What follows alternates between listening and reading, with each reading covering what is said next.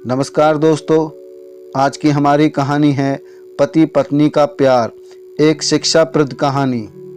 एक माँ जिसकी आज इकलौती बेटी की शादी है, माँ बेटी को वेडिंग गिफ्ट के तौर पर एक बैंक अकाउंट की पासबुक देती है।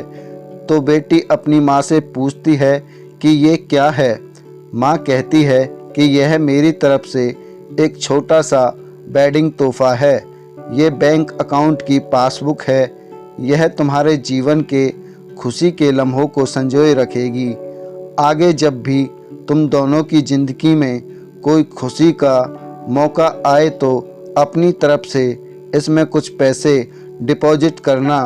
जितनी बड़ी खुशी उतना ज़्यादा रकम, और उसके आगे लिख भी देना कि आज ये खुशी का मौका है, इसलिए इतने पैसे जमा किए हैं।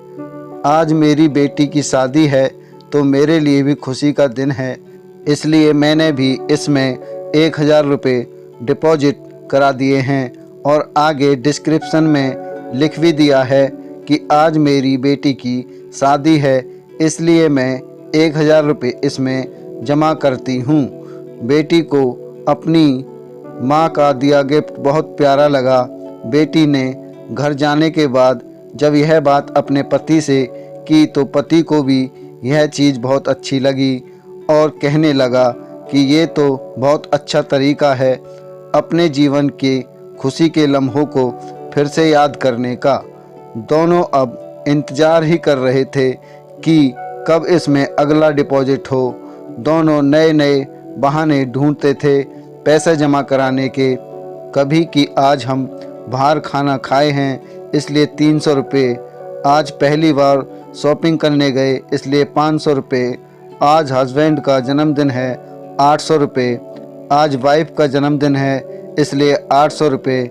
ऐसा करते करते उसमें एंट्रीज़ भी बढ़ती गईं और अमाउंट भी, और उसमें काफ़ी पैसे इकट्ठा हो गए थे।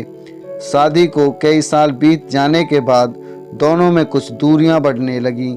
दोनों में छोटी मोटी नोक-झोंक होनी शुरू हो गई थी। फिर कुछ दिनों के बाद झगड़े होने लगे। दोनों ने बात करना छोड़ दिया और एक दूसरे से खुश नहीं रहते थे।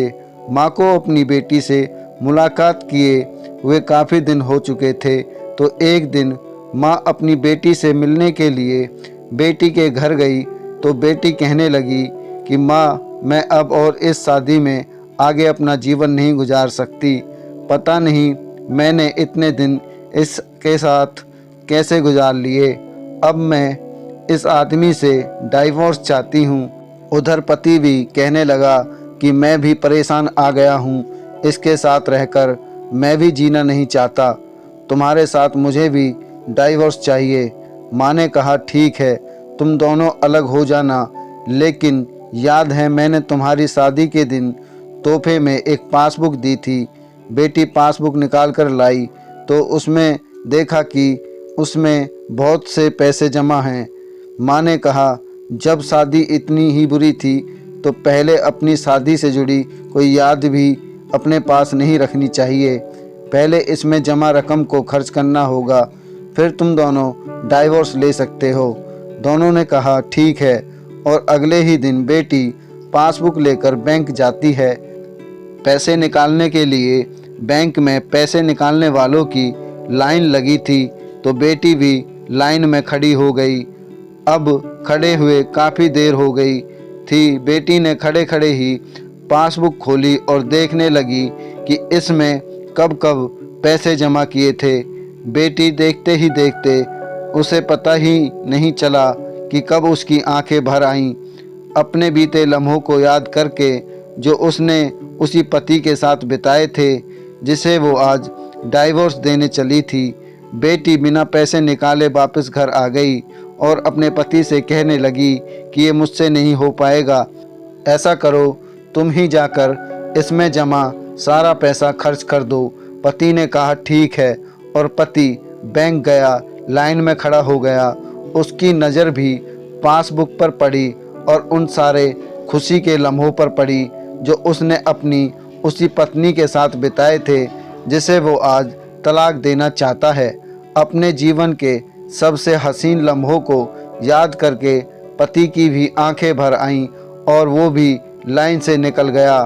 पति घर आया और पासबुक अपनी पत्नी के हाथ में दी तो पत्नी पासबुक में देखती है कि उसमें आज के ही दिन 5,000 रुपये जमा हुए हैं और आगे लिखा है कि आज खुशी का दिन है कि मुझे एहसास हो चुका है कि वो उसे छोड़ने जा रहा था जिसे वो सबसे ज़्यादा प्यार करता है।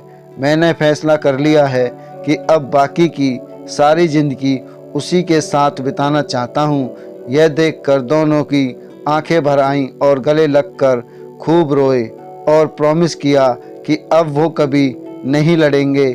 यह कहानी उन सभी के लिए है जिनके रिश्तों के बीच में दूरियां आ गई हैं। वो पहले आपस में बहुत प्यार करते थे लेकिन अब वो एक दूसरे के साथ रहना पसंद नहीं करते। अगर आपके रिश्ते में भी थोड़ा बहुत दरार आ गई है तो उन दरारों को भरने के लिए उन खुशी के लम्हों को याद करिए जो आपने एक दूसरे के साथ बिताए हैं। ये खुशी के पल आप दोनों में नई फीलिंग्स भर देंगे और आप दोनों के रिश्ते में नई जान आ जाएगी। इसलिए किसी भी रिश्ते को मजबूत बनाने के लिए अच्छे लम्हों को याद करना चाहिए, बुरे लम्हों को नहीं। दोस्तों, कहानी कैसी लगी कमेंट में ज़रूर बताएं।